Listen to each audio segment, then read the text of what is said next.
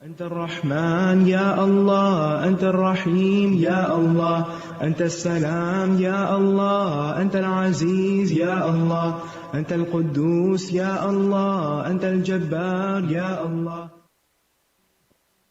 نحمده ونصلي على رسوله الكريم، أما بعد، فأعوذ بالله من الشيطان الرجيم، بسم الله الرحمن الرحيم، رب اشرح لي صدري ويسر لي أمري واحلل عقدة من لساني يفقهوا قولي۔ آج ہم انشاءاللہ اللہ سبحانہ وتعالی کے نام الرحمن پر بات کریں گے۔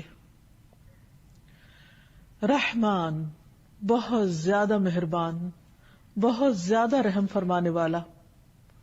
قرآن مجید میں اللہ تعالیٰ فرماتے ہیں قُلِ ادْعُوا اللَّهَ أَوِ ادْعُوا الرَّحْمَٰنَ أَيَّمَّا تَدْعُوا فَلَهُ الْأَسْمَاءُ الْحُسْنَىٰ، کہہ دو اللہ کو پکارو یا رحمان کو پکارو، تم جس کو بھی پکارو گے سو یہ بہترین نام اسی کے ہیں، یعنی چاہو تو اللہ کہہ کے پکارو یا رحمان کہہ کے پکارو، کیونکہ رحمان بھی اس کا نام ہے۔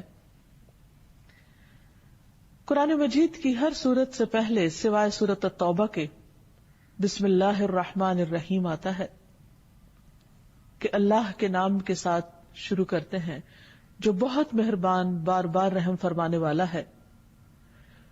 تو اس سے یہ پتہ چلتا ہے کہ اللہ سبحانہ وتعالی کی اس صفت کی بہت زیادہ تکرار ہے قرآن مجید میں۔ سورۃ فاتحہ کے شروع میں بھی الحمدللہ رب العالمین الرحمن الرحیم، سب تعریف اللہ کے لیے ہے جو رب ہے تمام جہانوں کا۔ کون ہے وہ رب؟ جو بہت ہی مہربان ہے، جس نے ہم پر ساری نعمتیں اس زمین کے اندر سے بھی نکالی اور آسمان سے بھی برسائی اور ہر طرح سے ہمیں مالا مال کیا، یہ سب اس کی رحمت کی وجہ سے ہے، ورنہ ہم نے اپنے رب کے لیے کیا کیا ہے، اسے تو ہماری ضرورت بھی نہیں۔ ارشاد باری تعالی ہے کتب علی نفسہ الرحمہ، اس نے اپنے اوپر رحمت کو لازم کر رکھا ہے، لکھ رکھا ہے، یعنی رحمت اس کی ہر چیز پر چھائی ہوئی ہے، ہر چیز پر غالب ہے۔ وہ بندوں کے ساتھ معاملہ بندوں کے اعمال کے مطابق نہیں کرتا، وہ اپنی رحمت کے ساتھ کرتا ہے۔ ہم بندے دن رات گناہ کرتے ہیں، دن رات اپنی جانوں پر ظلم کرتے ہیں، لیکن وہ ہم پر رحم کرتے ہوئے ہماری تمام ضروریات پوری کرتا ہے۔ الرحمن، جو بہت ہی مہربان ہے، اس کی یہ رحمت صرف انسانوں پر ہی نہیں، تمام مخلوقات پر ہے، تمام حیوانات پر ہے۔ اور پھر یہ رحمت ہی ہے جو انسان کے لیے امید اور آرزو کے دروازے کھولتی ہے اور انسان کے اندر چھپی ہوئی فطرت کو ابھارتی ہے، اسے نیک عمل پر ابھارتی ہے، اس کے اندر سے خوف اور مایوسی کو دور دھکیلتی ہے اور انسان کے دل میں امن و امان کا احساس دلاتی ہے، کیونکہ اسے معلوم ہے کہ اس کا رب بہت ہی مہربان ہے، بہت ہی رحم فرمانے والا ہے، جو ہر حال میں اپنے بندے کا خیال رکھنے والا ہے، خواہ بندہ نیک کام کر رہا ہو یا گناہ کے کام کر رہا ہو۔ اور پھر یہ بھی یاد رہے کہ رحمان کا یہ نام صرف رحمان کے لیے خاص ہے، اس لیے کوئی شخص اپنا نام صرف رحمان نہیں رکھ سکتا۔ ہاں، اللہ سبحانہ وتعالیٰ کو جو نام پسند ہے وہ عبد الرحمن ہے، یعنی رحمان سے پہلے عبد کا لفظ لگایا جائے کہ بندہ خود رحمان نہیں، کیونکہ کسی بھی انسان کے اندر رحمان جیسی صفت نہیں ہو سکتی، ہاں وہ رحمان کا بندہ ضرور ہو سکتا ہے۔ قرآن مجید میں متعدد جگہوں پر اللہ سبحانہ وتعالیٰ کے اس نام کا ذکر آیا ہے، تقریباً 45 جگہوں پر بسم اللہ الرحمن الرحیم کے علاوہ، اور قرآن مجید کی ایک سورت بھی اس نام سے ہے، سورۃ الرحمن، جو بہت ہی خوبصورت اور بہت ہی پیاری سورت ہے، جس میں اللہ سبحانہ وتعالیٰ کی بہت ساری نعمتوں کا ذکر ہوا ہے جو اس نے اپنے بندوں کے لیے دنیا اور آخرت میں تیار کی ہیں، بہت ہی بہترین چیزیں، ان میں سے ایک ایک چیز کا نام لیا، لیکن حیرت ہوتی ہے کہ سب سے پہلے اس نے اپنی جس نعمت کا ذکر کیا ہے وہ قرآن کی تعلیم ہے۔ ارشاد باری تعالیٰ ہے، سورت کا آغاز ہوتا ہے الرحمن علم القرآن، کون ہے رحمان، کون ہے رحم فرمانے والا، کون ہے مہربان جو قرآن کی تعلیم دیتا ہے. گویا انسان کی جتنی بھی ضروریات ہیں وہ رحمان نے پوری کی، لیکن ان میں سے سب سے بڑی ضرورت یعنی ضرورت ہدایت کہ انسان اس زندگی میں کس طرح اپنے عقل اور شعور اور ہوش و حواس کو صحیح طور پر استعمال کرے، کسی بھی کام میں کون سا راستہ اختیار کرے. اس نے اس کے لیے انسان کو تنہا نہیں چھوڑ دیا. الذی آتا کل شیء خلقہ ثم ہدی، جس نے ہر چیز کو ایک صورت بخشی پھر ان کو راہ دکھائی. جس طرح اس نے پودوں کو سکھایا کہ انہوں نے کیا پیدا کرنا ہے، کیسے ظاہر ہونا ہے، جس نے ایک چھوٹے سے چھوٹے جانور کو اپنا کام سکھایا، اسی نے انسان کو زندگی گزارنے کا مکمل ضابطہ حیات دیا، بہترین طریقہ سکھایا، انسان کی ہدایت کا بندوبست کیا اور قرآن کی تعلیم دی. پھر اس کے بعد خلق الانسان، انسان کی تخلیق کی بات ہوئی کہ یہ بھی اس کی رحمت ہے. علمہ البیان، اس کو بولنا سکھایا، اسے اظہار خیال کرنا سکھایا، یہ بھی رحمان کی رحمت ہے. تو بہرحال اللہ سبحانہ تعالی کی اتنی نعمتیں ہیں، اتنی رحمتیں ہیں کہ جن کو انسان شمار نہیں کر سکتا، ان کو گن نہیں سکتا. اسی لیے سورۃ الرحمن میں بار بار اس آیت کی تکرار ہوتی ہے، فَبِأَيِّ آلَاءِ رَبِّكُمَا تُكَذِّبَانِ، تم اپنے رب کی کون کون سی نعمتوں کا انکار کرو گے، کن کن نعمتوں کو جھٹلاؤ گے. تو ہم کسی بھی نعمت کا انکار نہیں کر سکتے، کیونکہ اگر رب عطا نہ کرے تو کوئی انسان یا کوئی دوسری مخلوق انسان کو یا دوسری مخلوقات کو وہ سب کچھ دے نہیں سکتی. اسی طرح قرآن مجید میں ایک اور جگہ پر آتا ہے، هو اللہ الذی لا الہ الا هو عالم الغیب والشہادہ هو الرحمن الرحیم، کہ وہ اللہ کون ہے، اس کا تعارف کیا ہے، وہی جس کے سوا کوئی الہ نہیں، جو غیب اور حاضر کا جاننے والا، جو بہت ہی مہربان، بہت ہی لطف و کرم کرنے والا اور بار بار رحم کرنے والا رب ہے. ایک اور جگہ پر فرمایا کہ یہ قرآن تنزیل من الرحمن الرحیم، یہ رحمان الرحیم کی طرف سے نازل کرتا ہے. یہاں پر ایک اور حیرت کی بات یہ ہے کہ رحمان کے ساتھ مزید تاکید کے لیے صفت الرحیم کا بھی بار بار ذکر آتا ہے. یعنی اس کی رحمت خاص بھی ہے اور اس کی رحمت عام بھی ہے، اس کی رحمت انسانوں پر بھی ہے اور اس کی رحمت حیوانوں پر بھی ہے، اس کی رحمت ماننے والوں پر بھی ہے اور اس کی رحمت ان پر بھی ہے جو اس کے وجود کا ہی انکار کرتے ہیں یا اس کے ساتھ دوسروں کو شریک ٹھہراتے ہیں. ایسی رحمت اور کس کے اندر ہوگی. پھر اسی طرح نبی صلی اللہ علیہ وسلم نے بھی متعدد احادیث میں اللہ سبحانہ تعالیٰ کی اس صفت کا ذکر کیا ہے، اس نام کا ذکر کیا ہے اور اس کی نسبت سے کچھ تعلیمات دی ہیں. مثلا ایک حدیث میں نبی صلی اللہ علیہ وسلم نے فرمایا، گھوڑے 3 قسم کے ہوتے ہیں، بعض گھوڑے تو رحمان کے ہوتے ہیں اور بعض انسان کے اور بعض شیطان کے، اور رحمان کا گھوڑا تو وہ ہوتا ہے جسے اللہ کے راستے میں باندھا جائے.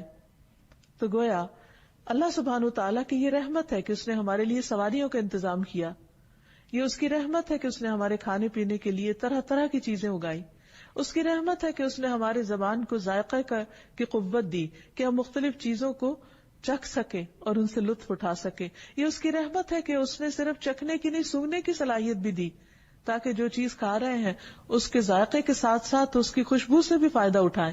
پھر اس نے ہمیں دیکھنے کی صلاحیت بخشی، یہ بھی اس کی رحمت ہے کہ جب ہم دیکھتے ہیں تو دیکھ کر بھی اس سے لطف اٹھاتے ہیں.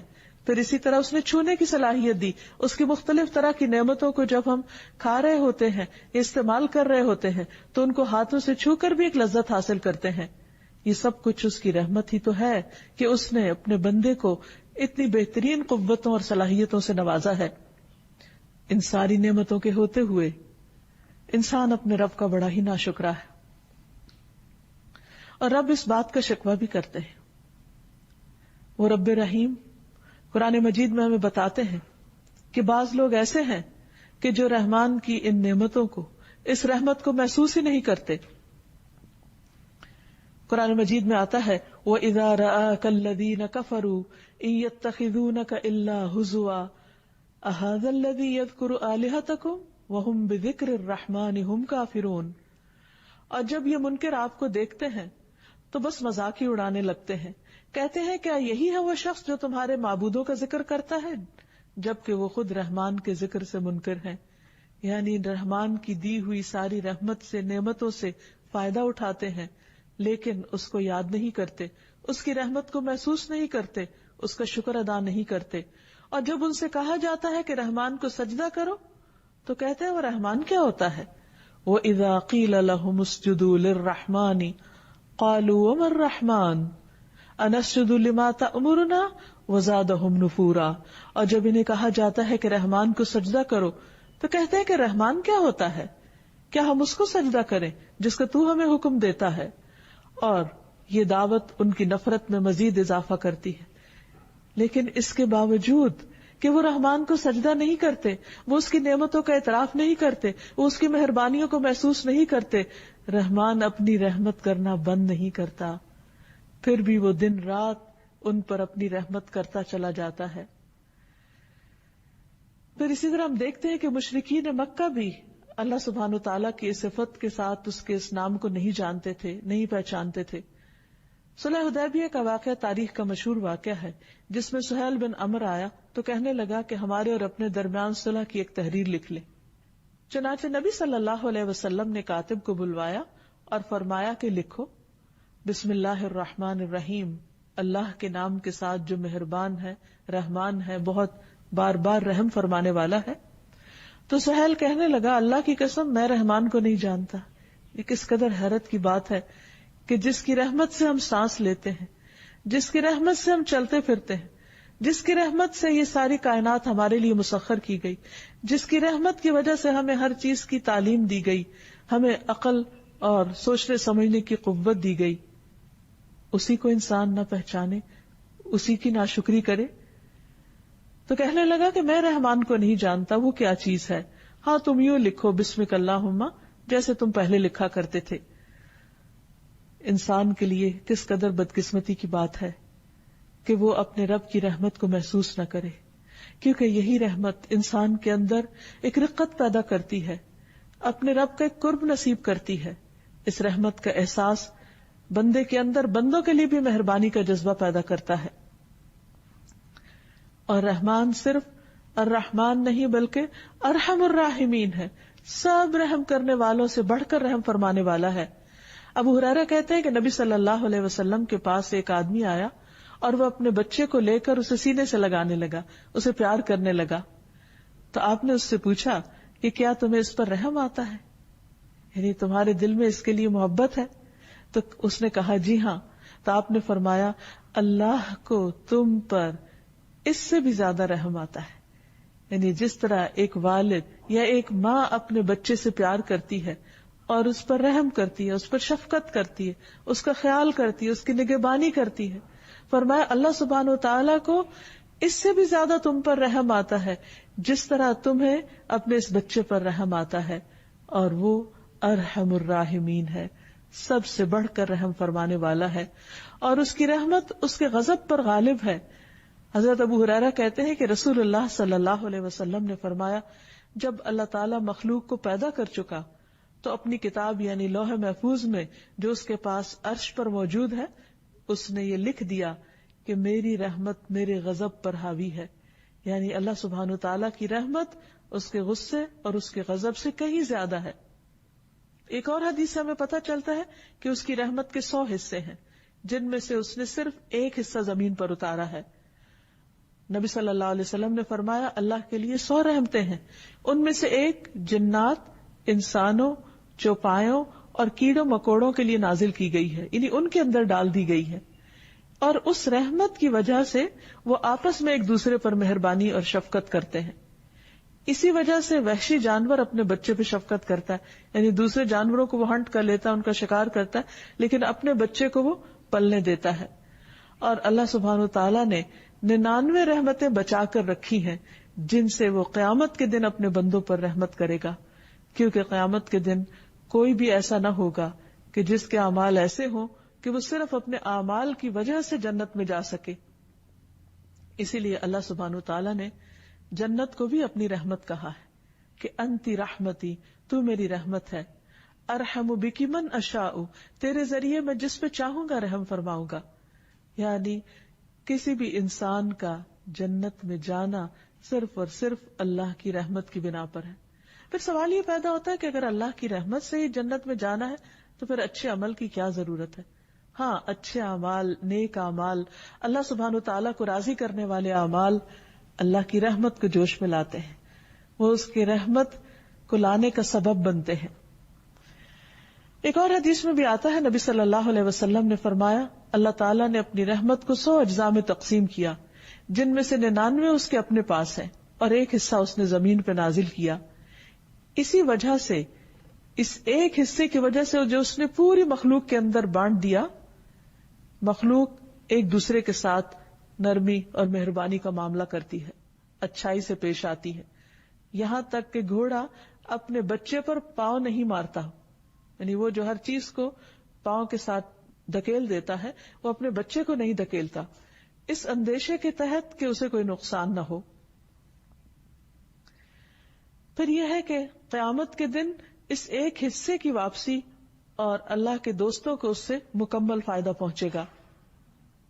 اللہ سبحانہ تعالیٰ نے یہ جو ایک حصہ رحمت کا دنیا میں اتارا ہے، قیامت کے دن یہ بھی اپنے 99 حصوں میں ڈال کر 100 پوری کر کے اپنے اولیاء اور اپنے دوستوں پر نچھاور فرمائے گا. رسول اللہ صلی اللہ علیہ وسلم نے فرمایا، اللہ تعالیٰ کے پاس 100 رحمتیں ہیں، جن میں سے اللہ نے تمام زمین والوں پر صرف ایک رحمت نازل کی ہے اور باقی 99 اللہ تعالیٰ نے اپنے اولیاء کے لیے رکھ چھوڑی ہے. پھر اللہ اس ایک رحمت کو بھی، یعنی جو ابھی اس نے اس دنیا میں اتاری ہوئی ہے، اسے بھی اس 99 کے ساتھ ملا دے گا اور قیامت کے دن اپنے دوستوں پر اپنی 100 رحمتیں پوری فرما دے گا. تو آپ سوچئے کہ پھر وہ کیسا انعام ہوگا، کیسا اکرام ہوگا، کیسا احسان ہوگا جو وہ اپنے بندوں پر کرے گا. اللہ سبحانہ تعالیٰ کی رحمت محسنین کے بہت قریب ہے، جیسے کہ ارشاد فرمایا، ان رحمت اللہ قریب من المحسنین. اللہ کی رحمت نیکی کرنے والوں، احسان کرنے والوں کے بہت قریب ہے. یعنی ویسے تو اللہ سبحانہ تعالیٰ کی رحمت ہر ایک کے لیے ہے، لیکن قیامت کے دن وہ خاص اس کے دوستوں کے لیے ہوگی. وہ دوست کون ہیں؟ جو اللہ سبحانہ تعالیٰ کو اس دنیا میں راضی کرتے ہیں، اس کے احکامات پر چلتے ہیں، اس کی عبادت کرتے ہیں، اس کی اطاعت کرتے ہیں، اس کی خوشی کو اپنی خوشی پر مقدم رکھتے ہیں، اس کی رضا کو اپنی رضا کے آگے رکھتے ہیں. ایسے لوگوں پر اللہ سبحانہ تعالیٰ اپنی رحمتیں تمام کر دے گا.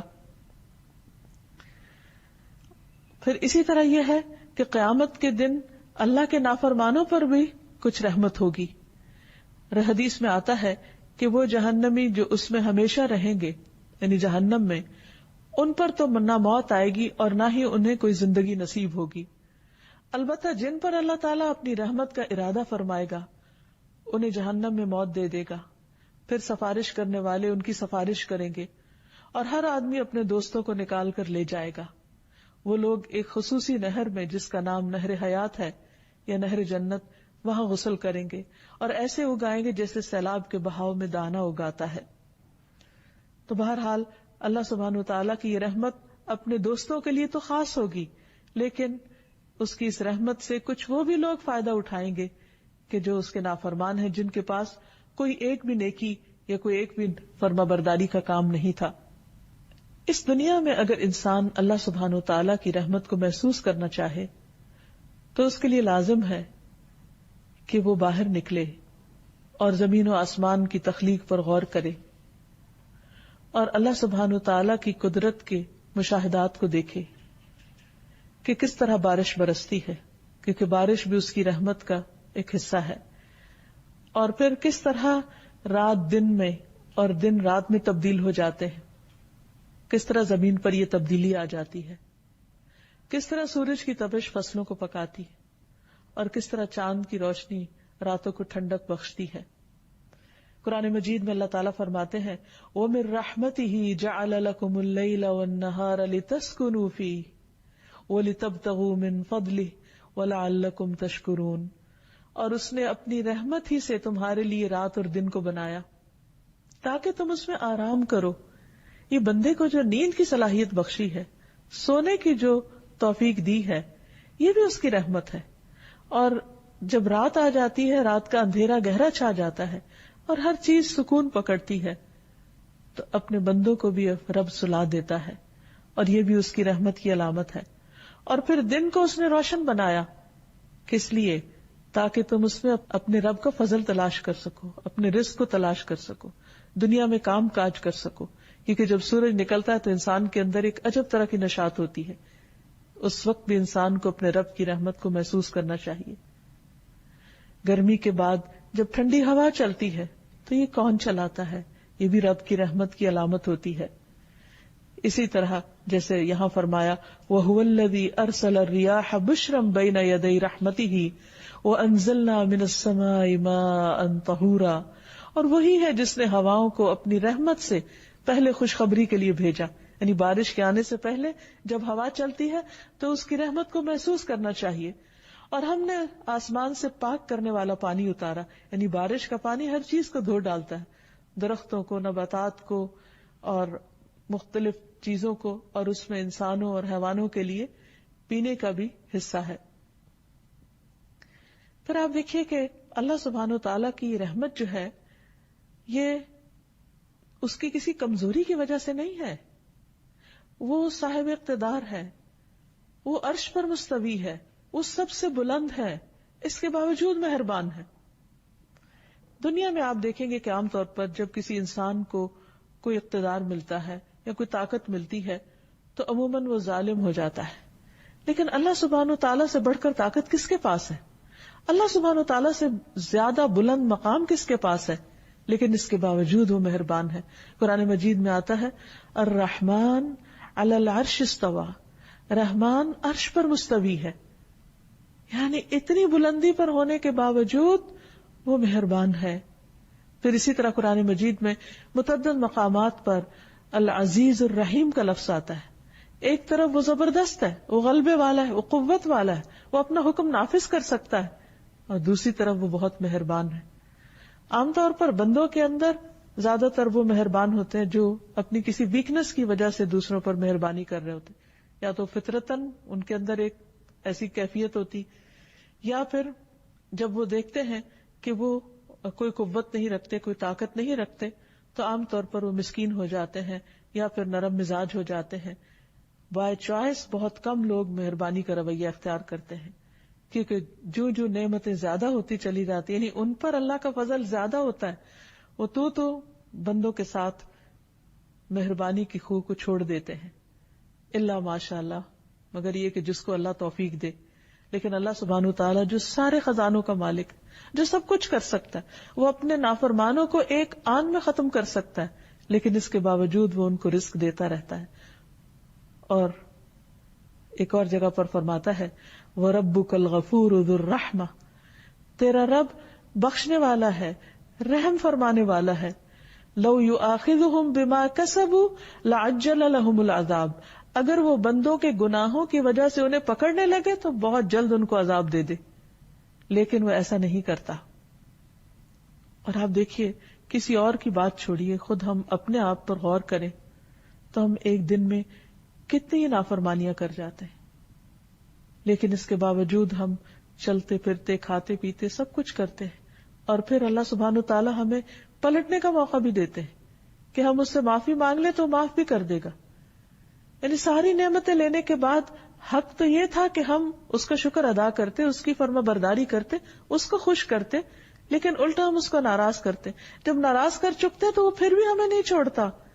اس کی رحمت کو دیکھیے، پھر وہ اپنی طرف بلاتا ہے کہ آؤ اپنے رب کی طرف پلٹ آؤ، اس کی رحمت تمہیں ڈھانپ لے گی. پھر آپ دیکھیے کہ دنیا میں یہ ساری نعمتیں، یہ رحمتیں تو سب کے لیے عام ہیں، لیکن ایک دن پھر ایسا آئے گا کہ جب بندوں میں فرق کر دیا جائے گا. ایک طرف اس کے اطاعت گزار بندے ہوں گے جن پر وہ اپنی ساری نعمتیں اور رحمتیں پوری کرے گا، اور دوسری طرف اس کے گناہگار بندے ہوں گے.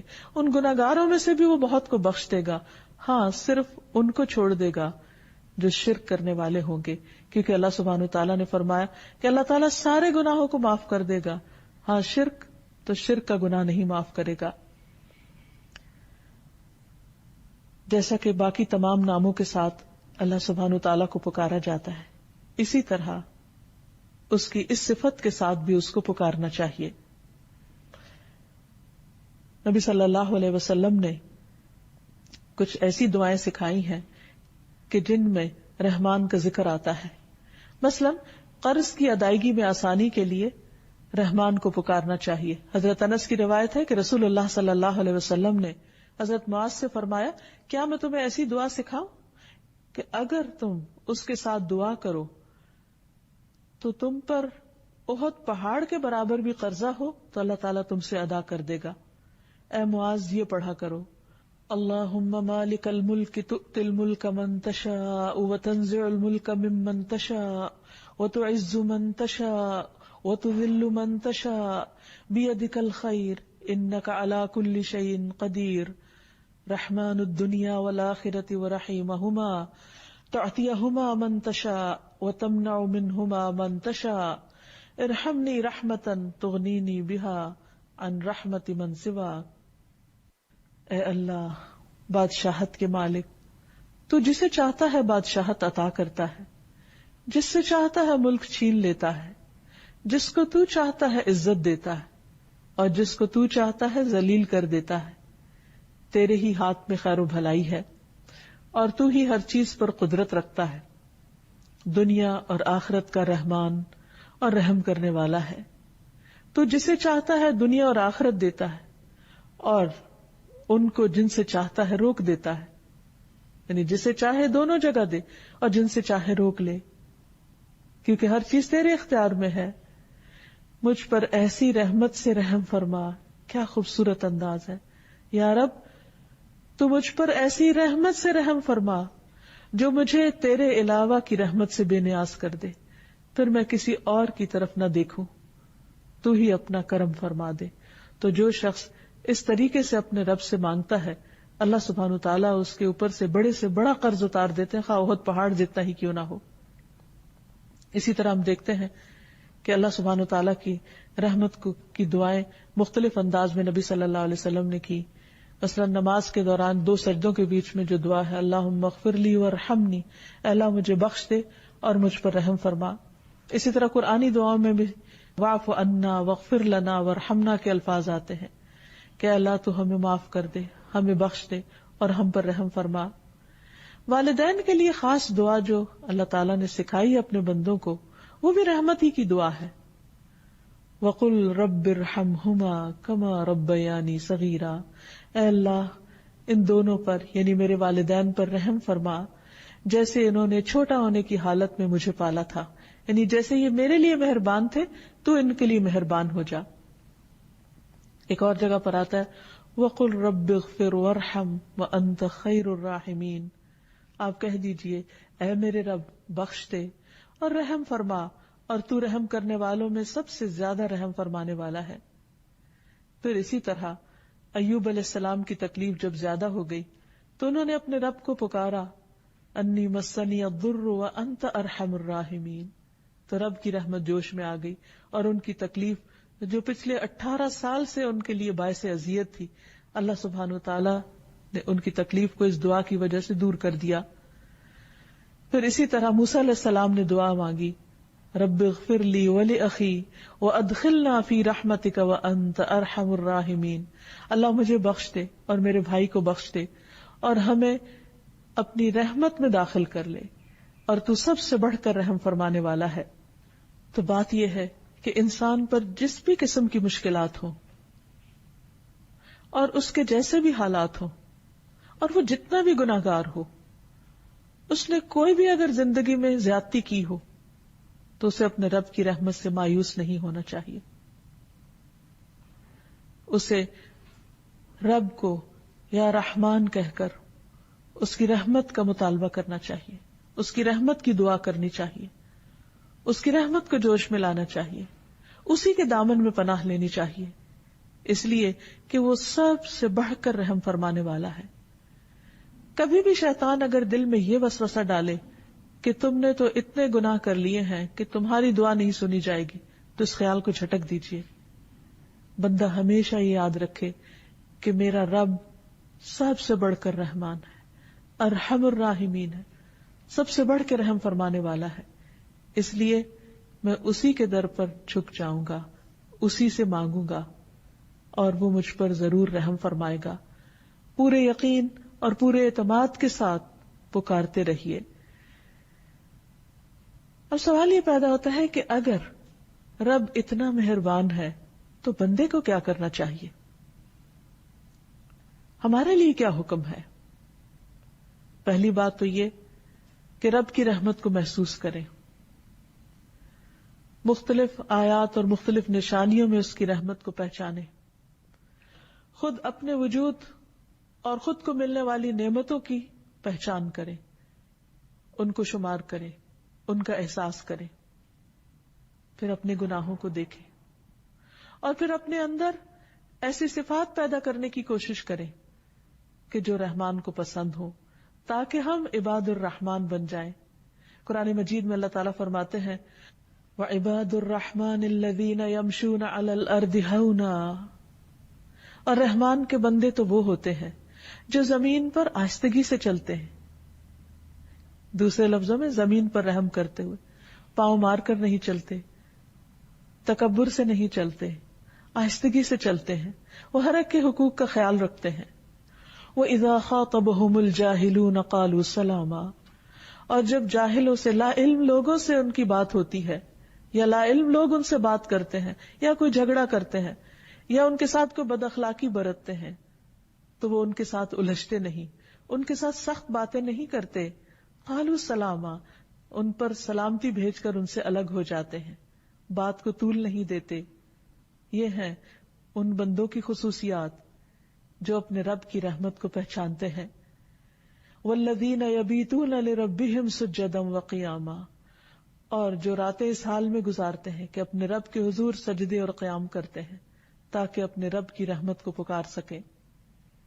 والذین یقولون ربنا اصرف عنا عذاب جہنم ان عذابها کان غراما، اور جو کہتے ہیں اے ہمارے رب ہم سے جہنم کا عذاب پھیر دے، بے شک اس کا عذاب ہمیشہ کے لیے چمٹ جانے والا ہے. اگرچہ وہ جانتے ہیں کہ رب مہربان ہے، لیکن اس کے ساتھ ساتھ اپنے گناہوں سے ڈرتے ہیں اور گناہوں کی سزا سے بچنے کی فکر کرتے ہیں. انہا ساءت مستقرا ومقاما، بے شک وہ بری ٹھہرنے کی جگہ اور بری اقامت کی جگہ ہے. یعنی وہ سمجھتے ہیں کہ جہنم بہت برا ٹھکانہ ہے. یعنی اللہ سبحانہ وتعالیٰ کی رحمت کا غلط مطلب نہیں لیتے، بلکہ اس کی رحمت کے تقاضے کے طور پر ایسے کام کرتے ہیں، ایسی دعائیں مانگتے ہیں کہ جس سے اس کی رحمت سے وہ محروم نہ رہ جائیں. والذین اذا انفقوا لم یسرفوا، رحمان کے بندوں کی اور کیا خصوصیات ہوتی ہیں؟ وہ بندے ہوتے ہیں جب وہ مال خرچ کرتے ہیں تو اسراف نہیں کرتے، فضول خرچی نہیں کرتے. کیونکہ ایک اور جگہ پر آتا ہے ان المبذرین کانوا اخوان الشیاطین وکان الشیطان لربہ کفورا، کہ فضول خرچ شیطان کے بھائی ہوتے ہیں اور شیطان اپنے رب کا بہت ہی ناشکرا ہے. تو رحمان کے بندے خرچ میں اعتدال کی راہ اختیار کرتے ہیں، نہ اسراف کرتے ہیں، ولم یقتروا، اور نہ ہی وہ تنگی سے خرچ کرتے ہیں. وَكَانَ بَيْنَ ذَلِكَ قَوَامًا، اور ان کا خرچ اس کے درمیان معتدل ہوتا ہے، یعنی اعتدال کی راہ ہوتی ہے. اللہ کی صفت رحمان کو پہچاننے والے تو وہ ہوتے ہیں جن کے دلوں میں رحمت ہوتی ہے، جو دوسرے بندوں پر، دوسری مخلوق پر مہربان ہوتے ہیں، جو دوسروں کا دکھ، درد، تکلیف، پریشانی اور غم کو محسوس کر سکتے ہیں. وہ ہر ایک کے لیے مہربان ہوتے ہیں، ان کے لیے بھی جو ان کے ساتھ اچھا کرے اور ان کے لیے بھی جو ان کے ساتھ اچھا نہ کرے. جیسے نبی صلی اللہ علیہ وسلم اپنے دشمنوں کے لیے بھی مہربان تھے. فَلَعَلَّكَ بَاخِعٌ نَفْسَكَ عَلَىٰ آثَارِهِمْ إِن لَّمْ يُؤْمِنُوا بِهَٰذَا الْحَدِيثِ أَسَفًا، کہ شاید آپ اپنی جان ان کے پیچھے غم سے ہلاک کر لیں اگر وہ اس بات پر ایمان نہ لائے. یعنی جو ایمان نہ لائے، جو آپ کی دعوت پر لبیک نہیں کہنے والے تھے، آپ ان کے لیے بھی روتے تھے، ان کے لیے بھی درد محسوس کرتے تھے. تو رحمان کا بندہ وہی ہوتا ہے جو سارے اہل زمین پر مہربان ہوتا ہے. جیسا کہ ابو داؤد کی روایت میں آتا ہے، رحم کرنے والوں پر رحمان رحم کرتا ہے. اہل زمین پر رحم کرو، آسمان والا تم پر رحم کرے گا. ایک اور جگہ پر آتا ہے، رحم کرنے والوں پر رحمان بھی رحم کرتا ہے، تم زمین والوں پر رحم کرو، آسمان والا تم پہ رحم کرے گا۔ رحم بھی رحمان کی شاخ ہے، جس نے اس کو جوڑا اللہ بھی اس سے رشتہ جوڑ لیں گے، اور جو اسے کاٹے گا اللہ اس سے تعلق کاٹ لیں گے۔ رحم کریں گے تو رحم پائیں گے۔ ایک مرتبہ نبی صلی اللہ علیہ وسلم نے منبر پر یہ بات ارشاد فرمائی، تم رحم کرو تو تم پر بھی رحم کیا جائے گا، تم معاف کر دو تو تمہیں بھی معاف کر دیا جائے گا۔ اور فرمایا ہلاکت ہے ان لوگوں کے لیے جو صرف باتیں سنتے ہی ہیں، ہلاکت ہے ان لوگوں کے لیے جو اپنے گناہوں پر جانتے بوجھتے اصرار کرتے رہتے ہیں۔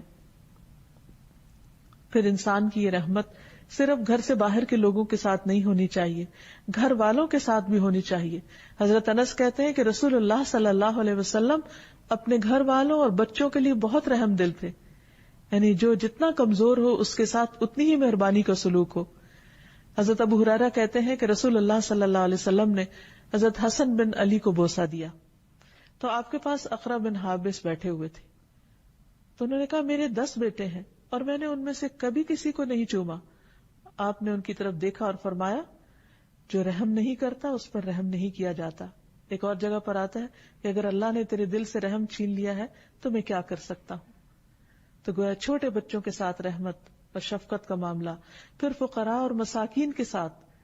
بعض اوقات ہم کوئی بیمار ہو، کوئی دکھی ہو، تکلیف میں ہو، اس کے ساتھ پھر بھی مہربانی کا سلوک کر لیتے، لیکن عموماً سوسائٹی کے محروم طبقات فقراء اور مساکین کے لیے نہیں سوچتے۔ حالانکہ ابو ذر رضی اللہ عنہ کی روایت میں ہے کہ مجھے میرے خلیل نے 5 باتوں کا حکم دیا، یعنی نبی صلی اللہ علیہ وسلم جو میرے دوست تھے انہوں نے 5 چیزوں کا حکم دیا۔ نمبر 1 مساکین پر رحم کرنے اور ان سے قریب رہنے کا۔ نمبر 2 اپنے سے نیچے والے کو دیکھنے اور اوپر والے کو نہ دیکھنے کا۔ نمبر 3 صلہ رحمی کرنے کا کہ اس کو نہ توڑا جائے۔ نمبر 4 حق بات یعنی سچ بات کہنے کا خواہ وہ تلخی کیوں نہ ہو، اور یہ کہ میں کثرت سے لا حول ولا قوت الا باللہ پڑھا کروں۔ پھر اسی طرح پرندوں اور جانوروں کے ساتھ رحم کرنے کا حکم ہے۔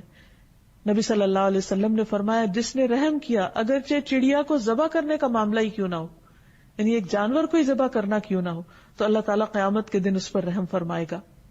ایک آدمی نے کہا اللہ کے رسول صلی اللہ علیہ وسلم میں ایک بکری ذبح کرتا ہوں اور اس کے ساتھ شفقت کرتا ہوں، یعنی پیار سے اور اچھے طریقے سے۔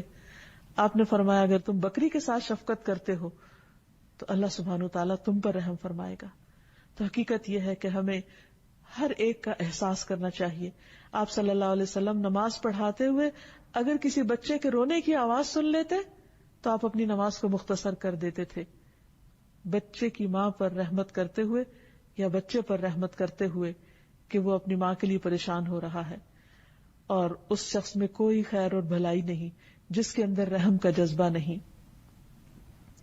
اور نبی صلی اللہ علیہ وسلم پر جب دوزخ پیش کی گئی تو اس میں آپ نے بنی اسرائیل کی ایک عورت کو دیکھا جس نے بلی کو باندھ رکھا اور اس پر رحم نہ کیا اور اسے کھانے کے لیے کچھ نہ دیا اور نہ اسے چھوڑا کہ وہ خود اپنے لیے کچھ ڈھونڈ کر کھا لے۔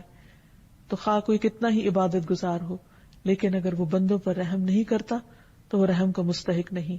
اللہ تعالیٰ سے دعا ہے کہ وہ ہم سب پر رحم فرمائے اور ہمارے دلوں کے اندر دوسروں کے لیے رحم کا جذبہ ڈال دے۔ أنت الرحمن يا الله، أنت الرحيم يا الله، أنت السلام يا الله، أنت العزيز يا الله، أنت القدوس يا الله، أنت الجبار يا الله۔ نحمده ونصلي على رسوله الكريم، أما بعد، فأعوذ بالله من الشيطان الرجيم، بسم الله الرحمن الرحيم، رب اشرح لي صدري ويسر لي أمري وَاحْلُلْ عُقْدَةً مِّن لِّسَانِي يَفْقَهُوا قَوْلِي۔ اللہ سبحانہ وتعالیٰ کے نام الرحیم پر بات کریں گے۔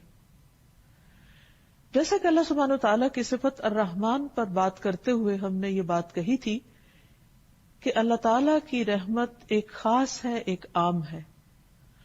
اس کی عام رحمت سب کے لیے ہے، تمام انسانوں کے لیے، تمام حیوانوں کے لیے، تمام مخلوقات کے لیے، لیکن اس کی خاص رحمت صرف ان کے لیے ہے جو اس پر ایمان لاتے ہیں، جو اس کے اطاعت گزار ہیں، اس کے فرما بردار ہیں۔ تو آج ہم انشاءاللہ یہ دیکھیں گے کہ اللہ سبحانہ تعالیٰ کے خاص بندے جو اللہ تعالیٰ کی اطاعت میں وقت گزارتے ہیں، اللہ کو راضی کرنے کی کوشش کرتے ہیں، اللہ سبحانہ تعالیٰ ان پر کس طرح اپنی رحمت نچھاور کرتا ہے۔ اللہ سبحانہ تعالیٰ کا یہ نام قرآن مجید میں متعدد بار استعمال ہوا ہے۔ بسم اللہ میں تو خیر الرحمن کے ساتھ ہر جگہ ہی آتا ہے، بسم اللہ الرحمن الرحیم، لیکن اللہ پاک کے کچھ اور نام بھی ایسے ہیں جن کے ساتھ الرحیم کا لفظ آتا ہے۔ مثلا التواب، بہت زیادہ توبہ قبول کرنے والا، الغفور، بہت زیادہ بخشش فرمانے والا، الرؤوف، بہت زیادہ شفقت کرنے والا، الودود، بہت زیادہ محبت کرنے والا، اور العزیز، بہت زبردست، غالب۔ تو اللہ سبحانہ تعالی اپنے بندوں کے لیے، اور خصوصاً ان بندوں کے لیے جو مومن ہیں، جو اللہ تعالیٰ کے اطاعت گزار ہیں، ان کے ساتھ خصوصی رحمت فرماتا ہے۔ سنت میں بھی نبی صلی اللہ علیہ وسلم نے اللہ سبحانہ تعالیٰ کے اس نام کا ذکر فرمایا ہے۔ حضرت ابو بکر کہتے ہیں کہ میں نے رسول اللہ صلی اللہ علیہ وسلم سے کہا، مجھے کوئی ایسی دعا سکھا دیجئے جو میں ہر نماز میں مانگا کروں۔ آپ نے فرمایا، کہو اللہم انی ظلمت نفسی ظلما کثیرا ولا یغفر الذنوب الا انت فاغفر لی مغفرۃ من عندک وارحمنی انک انت الغفور الرحیم۔ اے اللہ، میں نے اپنی جان پر بڑا ظلم کیا ہے، اور تیرے علاوہ کوئی بھی گناہوں کو معاف نہیں کر سکتا، اس لیے خاص اپنے فضل سے میرے گناہوں کو معاف فرما دے اور مجھ پر رحم فرما، بے شک تو بڑا بخشنے والا، بہت زیادہ رحم کرنے والا ہے۔ ابن عمر کہتے ہیں کہ ہم آپ صلی اللہ علیہ وسلم کی صرف ایک مجلس میں 100 بار یہ دعا شمار کیا کرتے تھے جو آپ پڑھا کرتے تھے، رب اغفر لی وتب علی انک انت التواب الرحیم۔ اے میرے رب، تو مجھے بخش دے اور مجھ پر مہربانی فرما، بے شک تو بہت زیادہ توبہ قبول کرنے والا، بار بار رحم فرمانے والا ہے۔ تو اسی طرح اللہ سبحانہ تعالی اہل ایمان کے ساتھ اپنی یہ رحمت اور شفقت اور مہربانی صرف آخرت میں ہی نہیں کرے گا، بلکہ دنیا میں بھی اس کی رحمت اور شفقت اپنے بندوں پر نظر آتی ہے۔ بہت سے جگہوں پر ہم دیکھتے ہیں کہ اللہ سبحانہ تعالیٰ کا یہ وعدہ ہے کہ اگر تم اللہ کی اطاعت کرو گے، تقوی اختیار کرو گے، تو اللہ تعالیٰ تم پر اپنی رحمت فرمائے گا۔ سورۃ الحدید میں اللہ تعالیٰ فرماتے ہیں، یا ایھا الذین آمنوا اتقوا اللہ، اے لوگو جو ایمان لائے ہو اللہ سے ڈرو، وآمنوا برسولہ، اور اس کے رسول پر ایمان لے آؤ، یؤتکم کفلین من رحمتہ، وہ اپنی رحمت سے دوہرا حصہ تمہیں دے گا۔ یعنی تم اگر اللہ کا تقوی اختیار کرو گے اور رسول پر ایمان رکھو گے تو دگنی رحمت پاؤ گے۔ وَيَجْعَلْ لَكُمْ نُورًا تَمْشُونَ بِهِ، اور تمہیں ایسا نور عطا فرمائے گا جس کے ذریعے تم چلتے رہو گے۔ وَيَغْفِرْ لَكُمْ، اور تمہارے گناہوں کو بخش دے گا۔ وَاللَّهُ غَفُورٌ رَحِيمٌ، اور اللہ تعالیٰ بخشش فرمانے والا، مہربان ہے۔ نوح علیہ السلام اور ایمان والوں کے لیے اللہ سبحانہ تعالیٰ نے کس طرح اپنی یہ رحمت ظاہر فرمائی؟ جو لوگ ان کے ساتھ کشتی پر سوار تھے ان کے لیے کہا گیا، وَقَالَ ارْكَبُوا فِيهَا بِسْمِ اللَّهِ مَجْرَاهَا وَمُرْسَاهَا إِنَّ رَبِّي لَغَفُورٌ رَحِيمٌ، اور اس نے کہا کہ اس میں سوار ہو جاؤ، اللہ کے نام کے ساتھ ہے اس کا چلنا اور اس کا ٹھہرنا، بے شک میرا رب یقیناً بے حد بخشنے والا اور نہایت رحم کرنے والا ہے۔ یعنی اس کی یہ رحمت کن پر ہوئی؟ ان پر جو ایمان لا کر نوح علیہ السلام کے ساتھ اس کشتی میں سوار ہو گئے۔ اگرچہ ہر طرف پانی ہی پانی تھا اور کشتی ہچکولے کھا رہی تھی، لیکن نوح علیہ السلام نے ان کو اشور کرایا کہ اللہ سبحانہ تعالیٰ بہت مہربان ہے، جس نے تمہیں اس عذاب سے نجات دی ہے، وہ آئندہ بھی تم پر اپنی رحمت فرمائے گا۔ پھر اسی طرح اہل جنت کے لیے اللہ سبحانہ تعالیٰ فرماتے ہیں، لہم فیہا فاکہۃ ولہم ما یدعون سلام قولا من رب الرحیم، ان کے لیے اس جنت میں بہت پھل ہیں اور ان کے لیے اس میں وہ سب کچھ ہے جو وہ طلب کریں گے، یعنی جو بھی ان کی ساری خواہشات ہیں وہ وہاں پر پوری کر دی جائیں گی۔ سلام اس رب کی طرف سے کہا جائے گا جو غفور الرحیم ہے، تو اس سے بھی یہ پتہ چلتا ہے کہ جنت جو اللہ تعالیٰ کی رحمت ہے وہ ان لوگوں کے لیے خاص ہے جو اس پر ایمان رکھتے ہیں. دنیا میں بھی اللہ سبحانہ و تعالیٰ نے جو احکامات ہمیں دیے ہیں بعض اوقات ہمیں بظاہر مشکل نظر آتے ہیں، لیکن وہ بھی دراصل اللہ سبحانہ و تعالیٰ کی رحمت ہی کا نتیجہ ہے. قرآن مجید میں آتا ہے یا ایھا الذین آمنوا لیستأذنکم الذین ملکت ایمانکم والذین لم یبلغوا الحلم منکم 3 مرات من قبل صلاة الفجر وحین تضعون ثیابکم من الظہیرۃ ومن بعد صلاة العشاء 3 عورات لکم لیس علیکم ولا علیہم جناح بعدہن طوافون علیکم. اے ایمان والو، چاہیے کہ تمہارے لونڈی غلام اور تمہارے نابالغ بچے 3 اوقات میں تم سے اجازت لیں، نماز فجر سے پہلے اور دوپہر کو جب تم اپنے کپڑے اتارتے ہو یعنی آرام کے لیے، قیلولہ کے لیے، اور نماز عشاء کے بعد.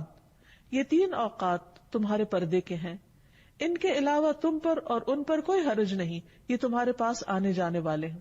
یہ گھریلو زندگی کے اندر کے احکامات ہیں جو اللہ سبحانہ تعالیٰ نے دیے ہیں. اس میں بظاہر ایک رکاوٹ نظر آتی ہے، لیکن ابن عباس کہتے ہیں بلا شبہ اللہ عز و جل حلیم ہے اور مومنوں پر بہت رحم فرمانے والا ہے، اور وہ پردے کو پسند کرتا ہے، کیونکہ اس دور میں گھروں میں باقاعدہ دروازے نہیں ہوتے تھے اور پردے اور کپڑے کے پردے وغیرہ ہوتے تھے. تو بعض اوقات کوئی خادم آتا، بچہ یا کوئی بچی آ جاتی اور مرد اپنی بیوی کے ساتھ ہوتا تو اللہ تعالیٰ نے انہیں پردے کے ان اوقات میں اجازت لینے کا حکم دیا. تو اللہ تعالیٰ کا یہ حکم مومنوں کے لیے اس کی رحمت کا باعث تھا، یعنی رحمت کی وجہ سے اس نے عطا کیا. پھر اسی طرح ہم دیکھتے ہیں کہ مختلف اوقات میں اللہ تعالیٰ اپنے نیک بندوں کی جس طرح دعائیں سنتے ہیں اور جس طرح ان کی فریادیں سن کر ان پر رحم فرماتے ہیں، اس کا ذکر بھی قرآن مجید میں ملتا ہے. زکریا علیہ السلام زندگی کے ایک بڑے حصے کو گزار چکے تھے، انتہائی بڑھاپے کی عمر میں پہنچ چکے تھے، لیکن اپنے رب کی رحمت سے کبھی مایوس نہیں ہوئے. وہ کہتے ہیں لم اکن بدعائک رب شقیا، اللہ تجھ سے دعا مانگ کر تو میں کبھی بدبخت رہا ہی نہیں، میری دعا تو ہمیشہ سنی گئی، میں کیسے تجھ سے مایوس ہو سکتا ہوں. اسی لیے سورۃ مریم میں آتا ہے ذکر رحمت ربک عبدہ زکریا اذ نادى ربه نداء خفيا قال رب انی وهن العظم منی واشتعل الرأس شیبا ولم اکن بدعائک رب شقیا. رب کی اپنے بندے زکریا پر رحمت کا ذکر ہے جب اس نے اپنے پروردگار کو چپ کے پکارا اور کہا اے میرے رب، یقیناً میں ہوں کہ میری ہڈیاں کمزور ہو گئیں اور سر بڑھاپے سے شعلے مارنے لگا، یعنی بالکل سفید ہو چکا ہے، اور اے میرے رب میں تجھے پکارنے میں کبھی بھی محروم نہیں ہوا، یعنی تو نے ہمیشہ مجھ پر رحمت کی. اور واقعی جب انہوں نے رب کی رحمت کو پکارا تو اللہ سبحانہ و تعالیٰ نے اس بڑھاپے میں، جبکہ وہ خود بھی بوڑھے تھے اور ان کی بیوی بھی بانجھ ہو چکی تھی، ان کی دعا سنی اور انہیں یحییٰ علیہ السلام جیسی اولاد دی، جس کا نام بھی اللہ سبحانہ و تعالیٰ نے خود رکھا. پھر اسی طرح بعض اوقات اہل ایمان پر دنیا میں امتحان آتے ہیں، آزمائشیں آتی ہیں، تو لوگ عموماً یہ کہتے ہیں کہ پھر رب کی رحمت تو نہ ہوئی. لیکن حقیقت یہ ہے کہ بعض امتحان اور بعض مشکلات بھی انسان کے لیے رحمت ہوتے ہیں. اللہ سبحانہ وتعالیٰ قرآن مجید میں فرماتے ان مع العسر یسرا فإن مع العسر یسرا، بے شک تنگی کے ساتھ آسانی، بس یقیناً تنگی کے ساتھ آسانی بھی ہے. یعنی اگر کبھی ایمان کے باوجود، نیک کام کرنے کے باوجود، دعاؤں کے باوجود حالات مشکل ہو، زندگی میں تکلیف ہو، پریشانی ہو، تو بھی کبھی یہ نہیں سوچنا چاہیے کہ ہمارا رب ہم سے ناراض ہے یا وہ دعا نہیں سنتا یا اس سے کسی بھی قسم کا ایسا کوئی گلہ شکوہ نہ ہو، کیونکہ کسی بھی چیز میں تاخیر یہ بھی اللہ کے اذن سے ہوتی. اللہ ہر حال میں اپنے بندوں پر مہربان ہے. ہم نہیں جانتے، ہم تو ظاہری چیزوں کو دیکھ کر فیصلے کرتے ہیں، لیکن وہ مہربان رب جانتا ہے کہ مجھے اپنے بندے کو کس وقت کس نعمت سے نوازنا ہے، کون سی نعمت اسے کب ملے گی تو وہ حقیقت میں شکر گزار ہوگا، اور کون سی نعمت اس کے اندر فرما برداری کی بجائے نافرمانی بھی لا سکتی ہے. اس لیے وہ اپنے بندے کو کچھ چیزوں سے روک کر رکھتا ہے، اور اس روکنے میں ہی بندے کے لیے فائدہ اور بھلائی ہوتی ہے. اصل بات یہ ہے کہ انسان اپنے رب پر اعتماد کرتے ہوئے، اس کے فیصلوں پر یقین کرتے ہوئے اور اس کی رحمت کو محسوس کرتے ہوئے اس پر پورا ٹرسٹ رکھے اور اس کے فیصلوں کو دل سے قبول کر لے، کیونکہ اس کے یہ فیصلے بھی رحمت پر ہی مبنی ہے. نبی صلی اللہ علیہ وسلم کی اہلیہ حضرت عائشہ کہتی ہیں، میں نے رسول اللہ صلی اللہ علیہ وسلم سے طاعون کے بارے میں پوچھا، پلیگ بیماری ہے. آپ نے فرمائی یہ ایک عذاب ہے، اللہ تعالیٰ جس پر چاہتا ہے بھیجتا ہے، لیکن بعض اوقات اس بیماری کا شکار مسلمان بھی ہو جاتے ہیں. تو پھر کیا وہ لوگ جو ایمان کی حالت میں ہیں یا وہ لوگ جو اچھے کام کر رہے ہیں، اگر وہ اس بیماری کا شکار ہو جائے تو کیا ان پر بھی عذاب آ گیا؟ نہیں. فرمایا بے شک اللہ نے اس کو مومنوں کے لیے باعث رحمت بنایا ہے. وہ کس طرح؟ وہ اس طرح کہ اگر کوئی طاعون کی بیماری میں فوت ہو جاتا ہے تو وہ شہادت کا مرتبہ پاتا ہے، اور شہید کا درجہ اور رتبہ تو سب کو معلوم ہے. ایک اور روایت میں آتا ہے رسول اللہ صلی اللہ علیہ وسلم نے فرمایا جب زمین میں برائی عام ہو جائے گی تو اللہ تعالیٰ اہل زمین پر اپنا عذاب نازل فرما دے گا. اگر ان میں نیک لوگ ہوئے تو جو لوگوں کو پہنچا وہ ان کو بھی پہنچے گا، کیونکہ بعض اوقات ایسی چیزیں آ جاتی ہیں، کوئی طوفان آ جاتے ہیں، آندھیاں آ جاتی ہیں، زلزلے آ جاتے ہیں، اس میں نیک و بد سبھی پس جاتے ہیں. تو ایسی صورت میں اگر وہ کسی قوم پر عذاب بھی ہو تو اس کے اندر پائے جانے والے اہل ایمان کے لیے وہ چیز بھی رحمت بن جاتی ہے. فرمایا پھر وہ اللہ کی رحمت کی طرف لوٹ آئیں گے، یعنی وہ اللہ سے اس حال میں جا ملیں گے کہ اللہ تعالیٰ ان سے راضی ہوگا اور وہ آخرت میں اللہ کی رحمت کو پالیں گے. کیونکہ مومن کو اس دنیا میں کوئی بھی تکلیف جو آتی، کوئی بھی پریشانی جو آتی، حتیٰ کہ اگر اس کو صرف ایک کانٹا بھی چبھ جاتا ہے، کوئی کانٹے کی پرک بھی ہو جاتی، تو اس پر بھی اس کے گناہ معاف ہوتے ہیں، اس پر بھی وہ اللہ سبحانہ وتعالیٰ کا قرب حاصل کرتا ہے. تو اس لیے مومن کے تو ہر حال میں خیر ہی خیر ہے، اس کے ہر حال میں بھلائی ہی بھلائی ہے. اور یہ چیز مومن کے سوا کسی کو نصیب نہیں کہ جب اس کو کوئی نعمت پہنچتی ہے اور وہ شکر ادا کرتا ہے تو اللہ تعالیٰ اس سے راضی ہوتا ہے، اللہ تعالیٰ اس سے خوش ہو جاتا ہے. اور اگر اسے کوئی تکلیف آتی ہے اور اس پر وہ صبر کرتا ہے تو اللہ سبحانہ وتعالیٰ کی رضا پاتا ہے، اور صبر پر اس کو بے حد و حساب اجر ملتا ہے.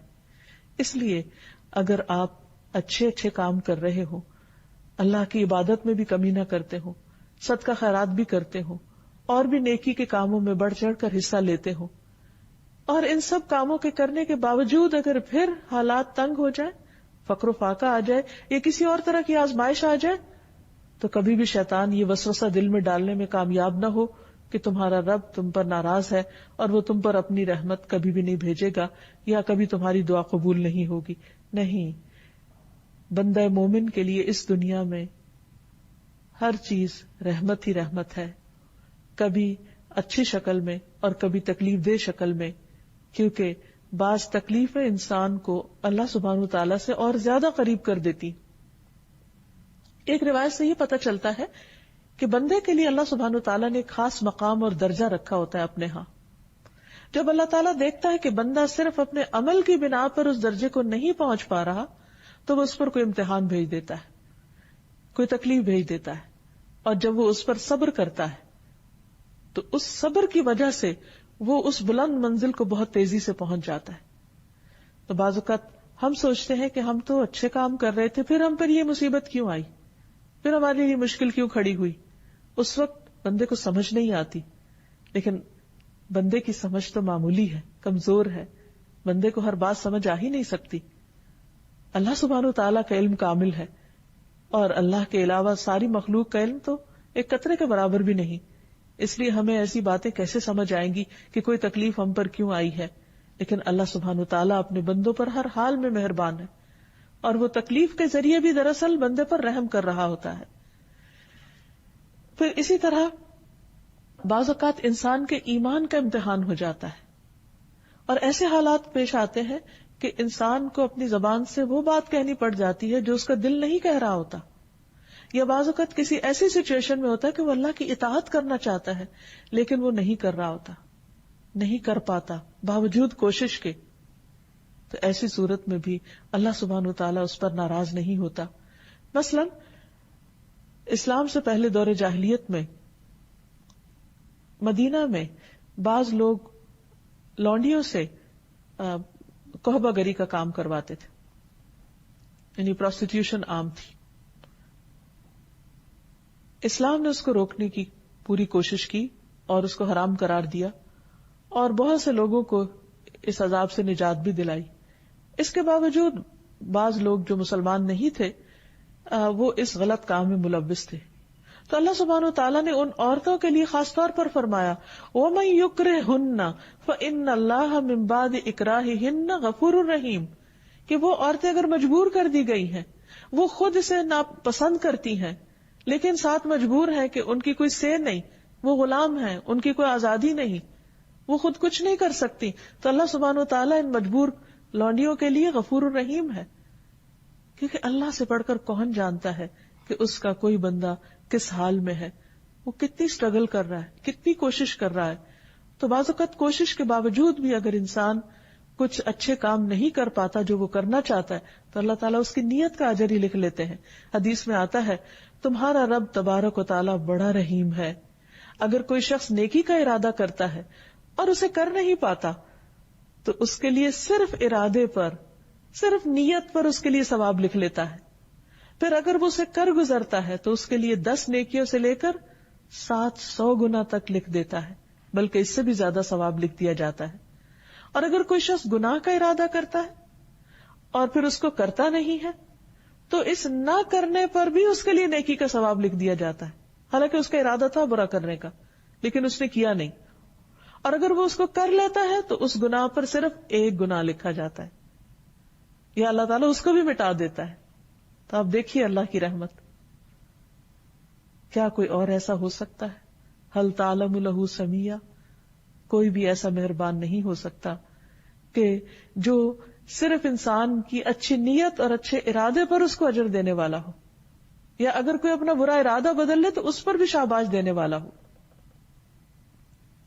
پھر اسی طرح اللہ سبحانہ تعالیٰ ایمان والوں پر نہ صرف یہ کہ ان کی زندگی میں اور آخرت میں، بلکہ دنیا سے ان کے جانے کے بعد بھی ان کے اعمال کی حفاظت کرتا ہے. یہ بھی اس کی خاص رحمت ہے. مثلا نبی صلی اللہ علیہ وسلم جب مدینہ تشریف لائے تو 16-17 ماہ تک تقریباً بیت المقدس کی طرف منہ کر کے نماز پڑھتے رہے. اس کے بعد تحویل قبلہ کا حکم ہوا، خانہ کعبہ کی طرف رخ کرنے کا. تو ایسے میں وہ لوگ جو اس دوران فوت ہو گئے تھے اور انہوں نے پہلے ہی قبلے کو یعنی قبلہ اول کو ہی اپنا قبلہ بنا رکھا تھا، تو ان کے دل میں یہ خیال پیدا ہوا باقی لوگوں کے کہ کہیں ان کی نمازیں ضائع تو نہیں ہو گئی. تو اس پر اللہ سبحانہ تعالیٰ نے فرمایا کہ اللہ ایسا نہیں کہ تمہارے ایمان ضائع کر دے، بے شک اللہ اپنے بندوں پر بڑی شفقت کرنے والا اور بڑا رحیم ہے. وہ تو بندے کا دل دیکھتا ہے کہ اس کے اندر کیا شوق ہے، کیا ارادہ ہے، وہ خود کیا کرنا چاہتا ہے. تو اگر ایک بندہ خود نیکی کا ارادہ کرتا ہے اور اچھی نیت کے ساتھ کوئی اچھا کام کرتا ہے لیکن اس کی سمجھ میں بات درست نہیں ہوتی وہ، تو بھی اللہ تعالیٰ اس پر اس کو اجر دے دیتا ہے. پھر ایمان والوں کی اولاد پر اللہ تعالیٰ رحمت کرتا ہے. سورۃ کہف میں ایک بہت خوبصورت واقعہ ملتا ہے جس میں موسیٰ علیہ السلام خضر علیہ السلام سے ملاقات کرنے کے لیے جاتے ہیں. پھر خضر علیہ السلام ان کو کچھ سکھانے کے لیے کشتی میں سوار ہوتے ہیں اور مختلف جگہوں کا ٹور کرتے ہیں. اس دوران وہ ایک بستی میں جاتے ہیں، وہاں سے کھانا مانگتے لیکن انہیں کھانا نہیں ملتا. راستے میں وہ دیکھتے ہیں چلتے ہوئے کہ ایک دیوار گرنے لگی ہے تو وہ اس کو تعمیر کر دیتے ہیں. موسیٰ علیہ السلام بہت حیران ہوتے ہیں کہ جس بستی والوں نے آپ کو کھانا نہیں دیا آپ ان کی دیوار تعمیر کر رہے ہیں. تو اس پر بعد میں جب انہوں نے اس کی وجہ بتائی، فرمایا کہ وَأَمَّا الْجِدَارُ فَكَانَ لِغُلَامَيْنِ يَتِيمَيْنِ فِي الْمَدِينَةِ وَكَانَ تَحْتَهُ كَنْزٌ لَهُمَا وَكَانَ أَبُوهُمَا صَالِحًا فَأَرَادَ رَبُّكَ أَن يَبْلُغَا أَشُدَّهُمَا وَيَسْتَخْرِجَا كَنْزَهُمَا رَحْمَةً مِّن رَّبِّكَ. اور رہی دیوار تو وہ شہر میں 2 یتیم لڑکوں کی تھی اور اس کے نیچے ان دونوں کے لیے ایک خزانہ دفن تھا جو ان کا باپ ان کے لیے چھوڑ گیا تھا. اور ان کا باپ نیک آدمی تھا، وہ نیک آدمی دنیا سے چلا گیا، بچے چھوٹے ہیں، کوئی ان کی حفاظت کرنے والا نہیں. ان کے مال و متاع کی حفاظت اللہ سبحانہ تعالیٰ خضر علیہ السلام کو بھیج کے کر رہے ہیں اور اس پر دیوار بنوا رہے ہیں. اور اس موقع پر جب ان کو انٹرٹین ہی نہیں کیا گیا، لیکن پھر بھی اللہ نے ان کے دل میں یہ خیال ڈالا، اور اس کی وجہ کیا تھی کہ تیرے رب نے چاہا کہ یہ بچے اپنی جوانی کو پہنچ جائیں اور اپنا خزانہ نکال لیں تیرے رب کی طرف سے رحمت کرتے ہوئے. رحمت من ربک، یہ ہے رب کی رحمت کہ بعض اوقات اللہ سبحانہ وتعالیٰ وہاں سے ہماری حفاظت کر رہا ہوتا ہے کہ ہم خود بھی نہیں جانتے، ہمیں پتہ بھی نہیں ہوتا. اور اسی طرح آخرت میں بھی اللہ سبحانہ وتعالیٰ اپنے خاص بندوں کے چہروں کو روشن کر دیں گے اور انہیں اپنی رحمت میں لے لیں گے. جس طرح دنیا میں ان کی حفاظت کرتے رہے، آخرت کے عذاب اور آخرت کی پریشانیوں سے بچا کر ان کو اپنی خاص مہربانی اور اپنی رحمت میں جگہ عطا فرمائیں گے. اللہ سبحانہ وتعالیٰ نے ان یتیم بچوں کے مال کی حفاظت کی اپنی خاص رحمت کی وجہ سے. اور یہاں یہ بھی یاد رہے کہ جب اللہ تعالیٰ کسی پر رحمت کرنا چاہتا ہے، اپنا فضل فرمانا چاہتا ہے، تو کوئی اس کو روک نہیں سکتا. بندوں میں تو عام طور پر کیا ہوتا ہے کہ ایک شخص اگر دوسرے پر احسان کرنے لگتا ہے اور کسی کو پتہ چل جاتا ہے تو عموماً اس کو روک دیا جاتا ہے دوسرے شخص کی کوئی خرابی یا کوئی کوتاہی بتا کر یا بعض اوقات جھوٹا الزام لگا کر. لیکن اللہ سبحانہ وتعالی ساری رحمت اس کی اپنی، فضل اس کا اپنا، وہ جس پر چاہے کرے اور جب چاہے کرے، کوئی اس کو روک نہیں سکتا. ارشاد باری تعالیٰ ہے ما یفتح اللہ للناس من رحمت فلا ممسک لها وما یمسک فلا مرسل له من بعده وهو العزیز الحکیم. جو کچھ اللہ لوگوں کے لیے رحمت میں سے کھول دے، عطا کر دے، تو اسے کوئی بند کرنے والا نہیں. عام طور پر ہم سمجھتے ہیں کہ فلاں کے حسد کی وجہ سے نعمت رک گئی یا فلاں وجہ سے. نہیں، اگر اللہ دینے والا ہو تو کوئی روک نہیں سکتا. جیسے ہم ہر نماز کے بعد بھی پڑھتے ہیں اللہم لا مانع لما اعطیت ولا معطی لما منعت. اللہ کوئی رکاوٹ نہیں ڈال سکتا جس کو تو عطا کرے، اور کوئی دے نہیں سکتا جس سے تو روک دے. تو یہاں بھی کیا فرمایا کہ جو کچھ اللہ لوگوں کے لیے رحمت میں سے کھول دے تو اسے کوئی بند کرنے والا نہیں، اور جو بند کر دے تو اس کے بعد اسے کوئی کھولنے والا نہیں. وہی سب پر غالب اور کمال حکمت والا ہے. اس لیے ہمیشہ ہمیں اللہ کا فضل مانگتے رہنا چاہیے، اس کی رحمت کو پکارتے رہنا چاہیے. نبی صلی اللہ علیہ وسلم مشکل حالات میں یا حی یا قیوم برحمتک استغیث پڑھا کرتے تھے. اے زندہ رہنے والے، اے قائم رہنے اور رکھنے والے، تیری رحمت کی فریاد کرتا ہوں. کیونکہ ہمارے پاس وہ نیک عمل نہیں ہے، ہمارے اندر تو وہ خوبی نہیں ہے کہ جس کی بنا پر اللہ سبحانہ تعالیٰ رحم فرمائے. ہاں، ہم اللہ سبحانہ تعالیٰ سے اس کا خاص فضل مانگتے ہیں کہ وہ اپنی جناب سے رحمت عطا کر دے. پھر بندہ مومن جب دنیا سے جانے لگتا ہے تو اس وقت اس کی روح نکالنے کے لیے بھی اللہ تعالیٰ رحمت کے فرشتے بھیجتے ہیں جو اس کے ساتھ مہربانی کا معاملہ کرتے ہیں اور خوشبودار کفن میں اس کو روح لپیٹ کر لے جاتے ہیں. تو آئیے یہاں ہم دیکھتے ہیں کہ اللہ سبحانہ تعالیٰ کی رحمت پانے کے اسباب کیا ہیں. ہمیں کیا کرنا چاہیے کہ اللہ سبحانہ تعالیٰ ہم پر اپنی رحمت فرمائے. سب سے پہلی چیز تو اللہ پر ایمان لانا ہے، اس کی اطاعت کرنا ہے، اس کا تقوی اختیار کرنا ہے. لیکن اعمال میں سب سے پہلا عمل جو اللہ سبحانہ تعالیٰ کی رحمت کا باعث بنتا ہے وہ نماز ہے. رسول اللہ صلی اللہ علیہ وسلم نے فرمایا جب تم میں سے کوئی شخص نماز کے لیے کھڑا ہوتا ہے تو رحمت الہی اس کی طرف متوجہ ہوتی ہے، یعنی وہ اللہ کی خاص رحمت میں ہوتا ہے. لہٰذا اسے ادھر ادھر کنکریوں سے نہیں کھیلنا چاہیے، یعنی اسے بھی اللہ کی طرف متوجہ رہنا چاہیے کیونکہ اللہ تعالیٰ اس پر توجہ فرما رہے ہیں. پھر اسی طرح اللہ اور اس کے رسول صلی اللہ علیہ وسلم کی اطاعت یہ رحمت کا باعث بنتی ہے. سورۃ آل عمران میں فرمایا وَأَطِيعُوا اللَّهَ وَالرَّسُولَ لَعَلَّكُمْ تُرْحَمُونَ، اور اللہ اور اس کے رسول کا حکم مانو تاکہ تم پر رحم کیا جائے. اسی طرح قرآن مجید کی تعلیمات کی پیروی کرنا یہ بھی اللہ سبحانہ تعالیٰ کی رحمت کا ذریعہ ہے. سورۃ الانعام میں فرمایا وَهَذَا كِتَابٌ أَنزَلْنَاهُ مُبَارَكٌ فَاتَّبِعُوهُ وَاتَّقُوا لَعَلَّكُمْ تُرْحَمُونَ، اور یہ ایک کتاب ہے جسے ہم نے نازل کیا ہے، بڑی برکت والی ہے، بہت مبارک ہے، بس اس کی پیروی کرو، اس کتاب کو فالو کرو اور تقوی اختیار کرو تاکہ تم پہ رحم کیا جائے. یعنی اگر کوئی شخص یہ چاہتا ہے کہ اس پر اللہ تعالیٰ کی رحمت اور فضل ہو تو اسے چاہیے کہ قرآن سے رشتہ جوڑے، قرآن کی پیروی کرے، قرآن کو پڑھے، اس کو سمجھے اور اس کے مطابق اپنی زندگی بسر کرے. پھر اسی طرح ایک اور جگہ پر آتا ہے وَاكْتُبْ لَنَا فِي هَذِهِ الدُّنْيَا حَسَنَةً وَفِي الْآخِرَةِ إِنَّا هُدْنَا إِلَيْكَ قَالَ عَذَابِي أُصِيبُ بِهِ مَنْ أَشَاءُ وَرَحْمَتِي وَسِعَتْ كُلَّ شَيْءٍ فَسَأَكْتُبُهَا لِلَّذِينَ يَتَّقُونَ وَيُؤْتُونَ الزَّكَاةَ وَالَّذِينَ هُمْ بِآيَاتِنَا يُؤْمِنُونَ. موسیٰ علیہ السلام اور ان کے ساتھیوں نے دعا کی اور ہمارے لیے اس دنیا میں بھلائی لکھ دے، یعنی اس دنیا میں بھی ہمیں اچھا عطا کر اور آخرت میں بھی. بے شک ہم نے تیری طرف رجوع کر لیا، اللہ ہم تیری طرف پلٹ رہے ہیں، تیری اطاعت اور فرما برداری کریں گے، تو بھی ہم سے راضی ہو جا. تو اللہ تعالیٰ نے کیا فرمایا؟ فرمایا میرا عذاب میں اسے پہنچاتا ہوں جسے چاہتا ہوں، اور میری رحمت نے ہر چیز کو گھیر رکھا ہے، سو میں اسے ان لوگوں کے لیے ضرور لکھ دوں گا اپنی رحمت کو جو تقوی اختیار کریں گے اور جو زکوٰۃ دیں گے. یہاں اللہ سبحانہ وتعالیٰ نے زکوٰۃ کا ذکر خاص طور پر کیا، نماز کا ذکر یہاں نہیں ہے. تقوی کے بعد زکوٰۃ کا ذکر ہے. نماز کا ذکر نبی صلی اللہ علیہ وسلم کی حدیث میں ہے کہ نماز کی حالت میں اللہ کی رحمت متوجہ ہوتی ہے، اور یہاں پر اللہ تعالیٰ کا وعدہ ہے کہ جو زکوٰۃ دیں گے ان کے لیے میں لازماً اپنی رحمت لکھ دوں گا، اور ان کے لیے جو ہماری آیات پر ایمان رکھتے ہیں، یعنی قرآن مجید پر کسی قسم کا شک نہیں ہونا چاہیے انسان کو. تو جو شخص یہ چاہتا ہے کہ اللہ اس پر مہربانی کر دے، اللہ تعالیٰ اس کی مشکلات آسان کر دے، تو اس کے لیے لازم ہے کہ وہ اللہ تعالیٰ سے ڈرنے والا ہو، اللہ تعالیٰ کی فرما برداری کرنے والا ہو، نہ صرف یہ کہ اپنی جسمانی عبادات میں بلکہ اپنی مالی عبادت میں بھی. پھر اسی طرح قرآن مجید کو خاموشی سے سننے پر بھی رحمت کا وعدہ ہے. فرمایا وَإِذَا قُرِئَ الْقُرْآنُ فَاسْتَمِعُوا لَهُ وَأَنصِتُوا لَعَلَّكُمْ تُرْحَمُونَ.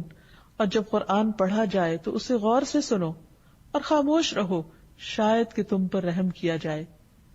یعنی قرآن مجید اتنی معزز کتاب ہے، اللہ تعالیٰ کا کلام ہے، اللہ تعالیٰ کا فرمان ہے، لہذا جو اس پر توجہ کرے گا، جو اس کو امپورٹنس دے گا، وہ بھی اللہ سبحانہ تعالیٰ کی خاص رحمت میں ہوگا. پھر اسی طرح استغفار یعنی اپنے گناہوں کی معافی مانگنا. اللہ تعالیٰ فرماتے ہیں لولا تستغفرون اللہ لعلکم ترحمون.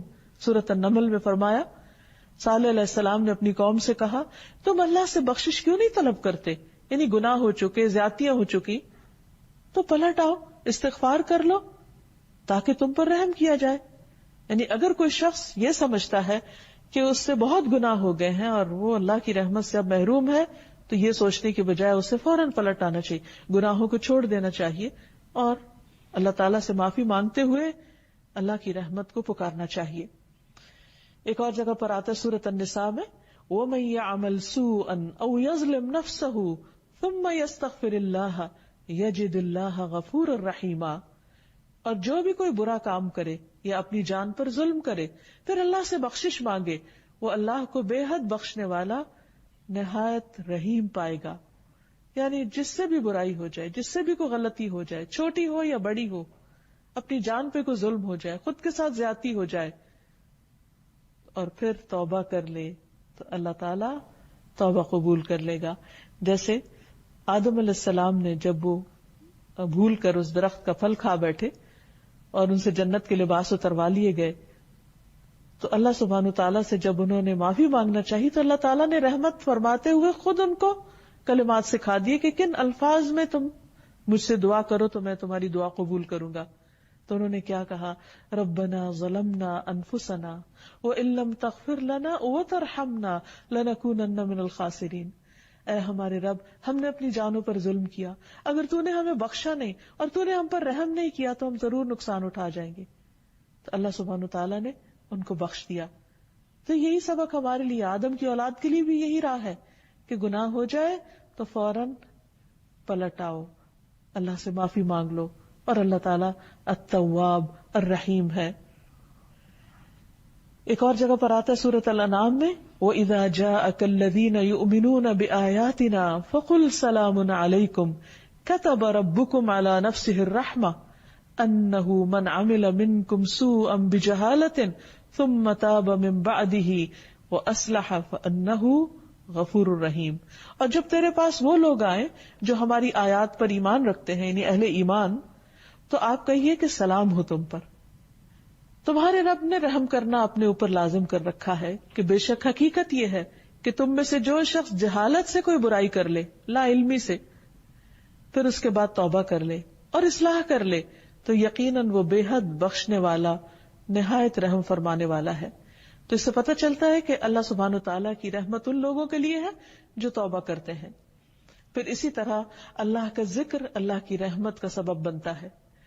حضرت یسیرہ جو مہاجر صحابیات میں سے تھی، ان سے مروی ہے کہ نبی صلی اللہ علیہ وسلم نے ہم سے فرمایا، اے مسلمان عورتوں، اپنے اوپر لا الہ الا اللہ، سبحان اللہ اور اللہ کی پاکی بیان کرنا لازم کر لو.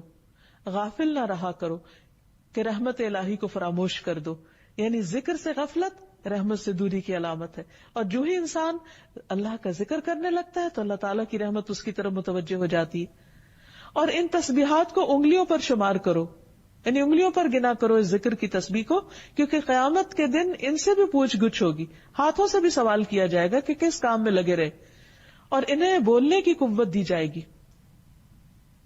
تو جب یہ بولیں گے تو کیا بولیں گے؟ جو تسبیحات ان پہ پڑی ہوگی وہ بول کے انسان کے حق میں گواہی دیں گے. پھر اسی طرح رسول اللہ صلی اللہ علیہ وسلم نے فرمایا، جو لوگ اللہ کے ذکر کے لیے بیٹھتے ہیں، یعنی اکٹھے بیٹھتے ہیں، فرشتے انہیں گھیر لیتے ہیں، رحمت انہیں ڈھانپ لیتی ہے، سکینت ان پر اترتی ہے، اور اللہ تعالیٰ ان کا ذکر اپنے پاس موجود فرشتوں میں کرتے ہیں. پھر اسی طرح دوسروں کو معاف کر دینا چاہیے. اگر انسان یہ چاہتا ہو کہ اس پر اللہ سبحانہ و تعالیٰ کی رحمت ہو تو اسے چاہیے کہ وہ بندوں پر رحم کرے اور بندوں کے قصور معاف کر دے. پھر اسی طرح بندوں کی عیادت، بندوں پر رحمت اور شفقت. اگر کوئی بیمار ہو جائے تو خاص طور پر اس کا خیال کرنا. رسول اللہ صلی اللہ علیہ وسلم نے فرمایا، جب کوئی شخص اپنے کسی مسلمان بھائی کی عیادت کرتا ہے تو وہ جنت کے باغات میں چلتا ہے یہاں تک کہ بیٹھ جائے، اور جب وہ مریض کے پاس بیٹھ جاتا ہے تو اللہ کی رحمت اسے ڈھانپ لیتی. لیکن کچھ کام ایسے ہیں کہ اگر کوئی بندہ کرتا ہے تو اس پر رحمت نہیں آتی، جس میں خاص طور پر دوسروں پر رحم نہ کرنا، سنگ دل ہونا، دوسروں کے ساتھ زیادتی کرنا. نبی صلی اللہ علیہ وسلم نے فرمایا، رحمت سوائے بدبخت کے کسی سے نہیں چھینی جاتی. پھر اسی طرح بچوں کو پیار نہ کرنا. بعض اوقات جب بچے اپنے ماں باپ کے پاس ہوں تو ہر کوئی پیار کرتا ہے، لیکن اگر بچے اپنے والدین سے الگ ہیں تو عموماً ان کی طرف لوگ توجہ نہیں کرتے، خصوصاً یتیم بچوں کی طرف. پھر اسی طرح اللہ سبحانہ وتعالیٰ کی اس صفت کے ساتھ دعائیں بھی مانگنی چاہیے، جیسے ابراہیم علیہ السلام اور اسماعیل علیہ السلام کی دعا ہے، ربنا وجعلنا مسلمین لک ومن ذریتنا امۃ مسلمۃ لک وارنا مناسکنا وتب علینا انک انت التواب الرحیم. اے ہمارے رب، اور ہمیں اپنے لیے فرما بردار بنا، اور ہماری اولاد میں سے بھی ایک امت اپنے لیے فرما بردار پیدا کر، اور ہمیں عبادت کے طریقے سکھا، اور ہماری توبہ قبول فرما، کیونکہ تو بہت زیادہ توبہ قبول کرنے والا مہربان ہے. اسی طرح موسیٰ علیہ السلام نے بھی اللہ کی صفت رحمت کے ساتھ دعا کی. اسی طرح اگر میت کے لیے دعا کی جائے تو اس نام کے وسیلے سے دعا کی جائے تو اللہ تعالیٰ انشاءاللہ اس پر بھی رحم فرمائیں گے، جیسے آتا ہے فاغفر لہ وارحمہ انک انت الغفور الرحیم. پھر اسی طرح جب بارش ہو تو اس وقت بھی دعا قبول ہوتی ہے، اس وقت بھی اللہ کی خاص رحمت مانگنی چاہیے. مسجد میں داخل ہوتے وقت رحمت مانگنی چاہیے، اللہم افتح لی ابواب رحمتک، اے اللہ میرے لیے اپنی رحمت کے دروازے کھول دے. پھر صرف اپنے لیے نہیں، دوسروں کے لیے بھی رحمت کی دعا کرنی چاہیے. نبی صلی اللہ علیہ وسلم نے ایک شخص کو مسجد میں قرآن پڑھتے ہوئے سنا تو آپ نے فرمایا، رحمہ اللہ، اللہ اس پر رحم فرمائے، اس نے مجھے فلاں اور فلاں آیت یاد کرا دی جس کو میں کسی صورت میں بھول گیا تھا. حضرت عائشہ فرماتی ہیں کہ نبی صلی اللہ علیہ وسلم میرے گھر میں تہجد پڑھ رہے تھے، آپ نے عباد کی آواز سنی، وہ مسجد میں نماز پڑھ رہے تھے، تو آپ نے فرمایا، عائشہ کیا یہ عباد کی آواز ہے؟ میں نے عرض کیا جی ہاں. آپ نے فرمایا، اللہم ارحم عبادن، اے اللہ عباد پر رحم فرما. یعنی جب کسی بندے کو اچھا کام کرتے ہوئے دیکھے تو اس کے لیے دعا کریں. اب سوال یہ پیدا ہوتا ہے کہ اللہ سبحانہ وتعالیٰ تو الرحیم ہے ہی، اس صفت کو جاننے کے بعد ہم پر کیا لازم ہوتا ہے، ہمیں کیا کرنا چاہیے؟ تو پہلی چیز یہ کہ ہمیں اللہ سبحانہ تعالیٰ کی رحمت کو مختلف چیزوں کے اندر محسوس کرنا چاہیے. ہمیں اللہ کی رحمت سے مایوس نہیں ہونا چاہیے. ہمیں دوسرے بندوں کے لیے مہربان ہو جانا چاہیے. سنگ دلی، شقاوت اور بدبختی کی بجائے دلوں کی رحمت اور شفقت اور محبت سے اللہ سبحانہ تعالیٰ کے سامنے حاضر ہونا چاہیے. سب لوگوں کے لیے رحیم ہونا چاہیے. نبی صلی اللہ علیہ وسلم نے فرمایا یہ نہیں کہ صرف اپنے دوست کے حق میں رحم دل بن جاؤ بلکہ تمام لوگوں پر رحم کرنا ہوگا. نبی صلی اللہ علیہ وسلم نے خود کو فرمایا کہ انا نبی الرحمہ، میں نبی رحمت ہوں. اللہ تعالیٰ آپ کے بارے میں فرماتے وما ارسلناک الا رحمۃ للعالمین، ہم نے آپ کو جہان والوں کے لیے رحمت بنا کر بھیجا. اور یہ ایک بہت بڑی حقیقت ہے کہ آپ کے اندر دوسروں کے لیے بہت شفقت تھی اور کسی کا بھی تکلیف میں پڑنا آپ کو بہت ناگوار ہوتا تھا. اور یہی دراصل رحمت ہے کہ انسان کسی اور کی تکلیف پر خوش نہ ہو بلکہ کسی کی تکلیف پر اس کے لیے اور زیادہ نرمی کر دے. نبی صلی اللہ علیہ وسلم نے فرمایا جنتی لوگ 3 قسم کے ہیں. حکومت کے ساتھ انصاف کرنے والے، یعنی اگر ان کو اقتدار ملے تو اس میں انصاف کا رویہ اختیار کرنے والے، صدقہ خیرات کرنے والے. توفیق عطا کیے ہوئے وہ آدمی جو اپنے تمام رشتہ داروں اور مسلمانوں کے لیے رحیم اور نرم دل ہو. وہ آدمی کہ جو پاک دامن پاکیزہ خلق والا ہو اور عیالدار بھی ہو لیکن کسی کے سامنے ہاتھ نہ پھیلائے. تو اللہ تعالیٰ سے دعا ہے کہ وہ ہم پر رحمت فرمائے اور ہمارے دلوں میں اپنی مخلوق کے لیے رحم ڈال دے. وآخر دعوانا ان الحمد للہ رب العالمین. أنت القاهر يا الله، أنت الحسيب يا الله، أنت الشافي يا الله، أنت المبين يا الله، أنت الوكيل يا الله، أنت القيوم يا الله، أنت المتين يا الله، أنت السبوح يا الله. لا إله إلا الله محمد رسول الله، لا إله إلا الله محمد رسول الله.